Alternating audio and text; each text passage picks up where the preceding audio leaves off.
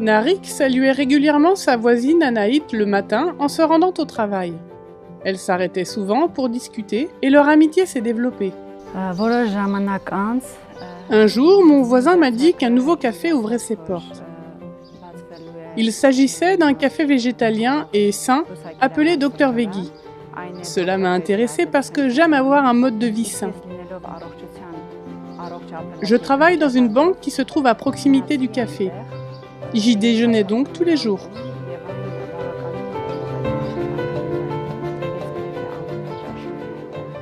Ce café, situé au centre d'Erevan, en Arménie, était géré par des adventistes qui en faisaient un centre d'influence urbain.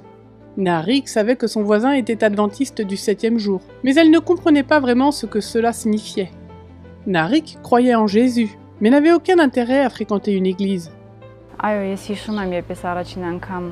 Je me souviens très bien de la première fois que j'y suis allée. Il y avait quelque chose de bon à l'intérieur de ces personnes, une paix spirituelle et un calme que je n'avais jamais rencontré chez personne d'autre.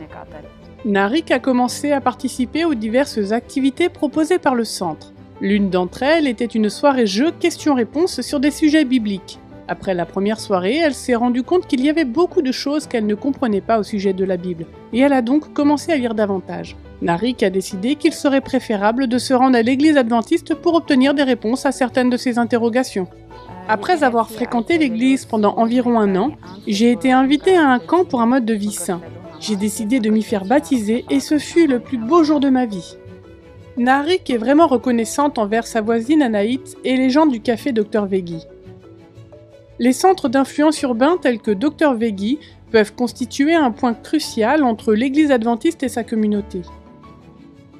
Erevan est la plus grande ville et la capitale de l'Arménie, avec plus d'1 million d'habitants.